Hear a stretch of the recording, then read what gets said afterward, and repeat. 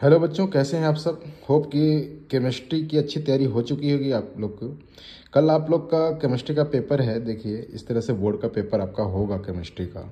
ठीक है, अलग अलग सेट्स में क्वेश्चन बनाए जाते हैं और इसमें ना बहुत सारे ज़्यादा वेरिएशन नहीं होते क्वेश्चन का। आप देखेंगे कि PYQs बहुत ज़्यादा आते हैं केमिस्ट्री में। ये फिजिक्स जैसा नहीं होगा आपका ये पेपर। इसमें PYQs का भरमार मिलेगा आपको। और कुछ कुछ टॉपिक्स हैं कि जो कि आपको बिल्कुल छोड़कर नहीं जाने चाहिए। जैसे कि आप जानते हैं कि अगर सॉल्यूशन चैप्टर में देखा जाए तो इम्पॉर्टेंट चीज़ क्या है, मोलारिटी, मोलालिटी, ये तो बहुत ज़्यादा इम्पॉर्टेंट है। उसके बाद रॉल्स लॉ, उसके बाद हेनरीज लॉ, डाल्टन्स लॉज, फिर आपका elevation in boiling point and depression in freezing point, Vento factor, इनसे क्वेश्चन आते ही आते हैं बच्चों। तो इनको छोड़कर नहीं जाना है।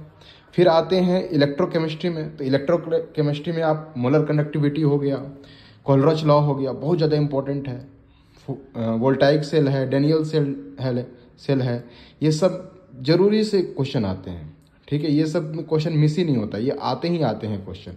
तो इनको छोड़कर नहीं जाना है। नर्ड्स इक्वेशन छोड़कर नहीं जाना है, फ्राडेज वाला छोड़कर नहीं जाना है। ठीक है, आप देखिए ये गिने चुने जो टॉपिक्स है ना, इन्हीं से आपके क्वेश्चंस होंगे। कल आप देख लीजिएगा। नेक्स्ट हम बात करें केमिकल काइनेटिक्स की, तो जीरो ऑर्डर निकालने के लिए किस तरह से ऑर्डर निकाला जाता है, उसका यूनिट पर भी बहुत बार फोकस करता है। ये इस तरह के स्लोप वाले क्वेश्चंस आ जाते हैं केमिकल काइनेटिक्स से। ठीक है, उसके बाद फिर एक्टिवेशन एनर्जी से भी आता है। Order of the reaction, zero order, first order, second order, pseudo order, molecularity, ये सब से क्वेश्चंस आते ही आते हैं। ठीक है, ग्राफ पर काफ़ी आप फोकस कीजिएगा। एक आध तो ग्राफ के क्वेश्चन केमिकल काइनेटिक्स से होते ही होते हैं बच्चों। ठीक है, हाफ लाइफ आता ही आता है क्वेश्चन। ठीक है, उसके बाद बढ़ते हैं आगे। तो D&F ब्लॉक, तो D&F ब्लॉक इनऑर्गेनिक केमिस्ट्री का पार्ट है और वहाँ पर भी बहुत ही रटे रटाए क्वेश्चंस आते हैं D&F ब्लॉक में। जैसे कि रीजनिंग टाइप ऑफ क्वेश्चन आता है। ट्रेंड जो है उससे उलट हटकर कुछ पूछता है कि जो ट्रेंड है उसको फॉलो नहीं कर रहा है ये चीज़। मैक्सिमम ऑक्सीडेशन स्टेट कौन सा दिखाता है। फिर आपसे पूछ सकता है कि Zn जो है वो आप देखते हैं कि D ब्लॉक में है लेकिन ये ट्रांजिशन मेटल नहीं है, ऐसा क्यों। Hg के बारे में पूछ सकता है आपसे। फिर आपको D&F ब्लॉक में लेंथेनाइड कॉन्ट्रैक्शन हो गया, वहाँ पे इलेक्ट्रॉनिक कन्फिग्रेशन ज़्यादा मायने रखता है। उसमें आयोनाइजेशन एंथैल्पी का क्या ट्रेंड है और उससे किस तरह से डेविएशन होता है, क्यों होता है। क्रिस्टल फील्ड थ्योरी से क्वेश्चंस आ जाते हैं कलर वगैरह बताने के लिए। ठीक है, तो डी ट्रांजिशन। ठीक, फिर उसमें फिर एक और क्वेश्चन टाइप के आते हैं कि कौन सा पैरामैग्नेटिक है, कौन सा डायमैग्नेटिक है। फिर अगर इसको कोऑर्डिनेशन कंपाउंड की तरफ जाएं हम लोग तो वार्नर्स का थ्योरी आ जाता है। कोऑर्डिनेशन नंबर और ऑक्सीडेशन नंबर में डिफरेंस आ जाता है। प्राइमरी एंड सेकेंडरी वैलेंस क्या है, वैलेंसी क्या है। डेंटिसिटी, डाइडेंटेड, पॉलीडेंटेड, एम्बीडेंटेड लिगेंड्स, चिलेशन का क्या इफेक्ट होता है स्टेबिलिटी पर। ठीक है, स्ट्रॉन्ग फील्ड और वीक फील्ड जो लिगेंड्स हैं उनका CFT में क्या रोल है।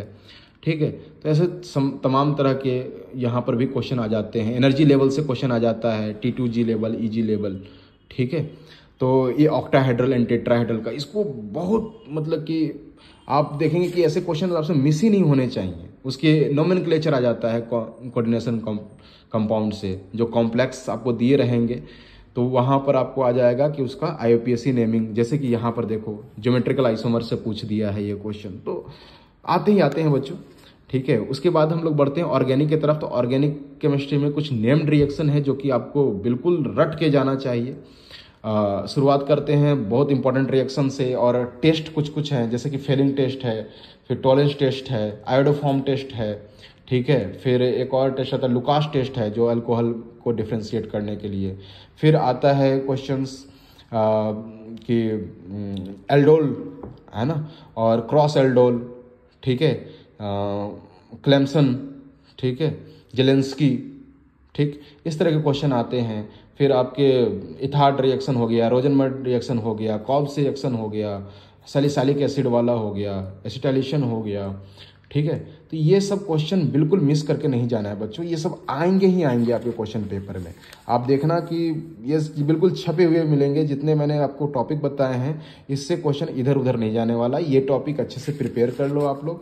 नेम्ड रिएक्शन को छोड़कर नहीं जाना है, जहाँ कहीं भी नेम्ड रिएक्शन कोई मिले उसको रट डालना है। फिर जो डिस्क्रिप्टिव टाइप ऑफ क्वेश्चन भी आते हैं यहाँ पे, कुछ आपको इस तरह से आपको दे दिया होता है, जैसे कि देखो एन एमाइड ए, इस तरह से ये वाले क्वेश्चंस की फिर आपको बताना होता है, आइडेंटिफाई करना होता है ABCD ये क्या है। तो अगर जब आप उसके बारे में ढंग से नॉलेज होगा आपको कि कौन सा रिएक्शन कहाँ क्या देता है। फिर मैकेनिज्म, एक मैकेनिज्म टाइप का क्वेश्चन भी आता है SN1 और SN2 का, ठीक है, डिफ्रेंशिएट SN1 एंड SN2, ठीक है। तो SN1 और SN2 उसके अरेंजमेंट का, boiling point increasing and decreasing जो है उसका बॉइलिंग पॉइंट को हाइड्रोजन बॉन्ड के कारण क्या होता है, ये चीज़। रेजोनेंस इफेक्ट जैसे कि हम लोग देखते हैं कि क्लोरोबेंजीन में, ठीक है, तो उसका भी क्वेश्चंस आ जाते हैं। आप देखिए ये सॉल्यूशन चैप्टर से ये चीज़ जो मैंने बताया ये प्रीवियस ईयर में भी पूछा हुआ है, तो हूबहू यही क्वेश्चन छपेंगे बच्चों। तो एक बार जरूर आप ये वीडियो में जो मैंने टॉपिक बताया है उसको बिल्कुल आपको टिक मार्क कर लेना है कि ये आपका प्रिपेयर हो गया। कल आपका पेपर बहुत अच्छा जाने वाला है और फिर आप मुझे कमेंट बॉक्स में कमेंट कीजिएगा कि आपका पेपर कैसा गया। तो आप पढ़ाई करते रहिए बच्चों, धन्यवाद।